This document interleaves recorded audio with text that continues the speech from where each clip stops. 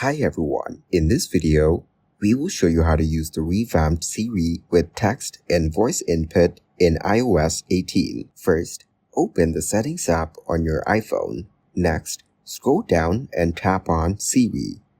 This section lets you configure Siri's settings and how you interact with it. Now tap on Talk to Siri. This option allows you to set up how you want to communicate with Siri. Here, you can choose between Siri or Hey Siri for activation. If you prefer to use your voice, select Hey Siri. Once you've made your selection, tap on Continue. You may be prompted to train Siri to recognize your voice by repeating a few phrases. After you've completed the voice training, tap on Done to save your settings.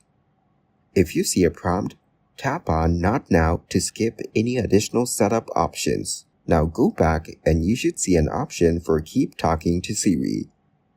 This feature allows you to have a continuous conversation with Siri without needing to repeat the wait phrase each time you want to ask something. You will also find some helpful suggestions for things you can try with Siri, such as asking for directions or sending messages. Next, go back to the Settings menu and tap on Accessibility. This section helps customize your experience further.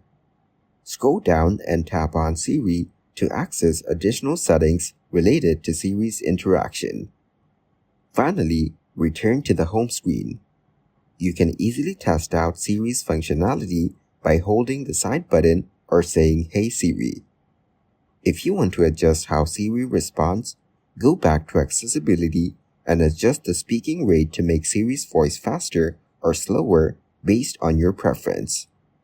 By following these steps, you can take full advantage of the revamped Siri features, allowing for both text and voice input in iOS 18.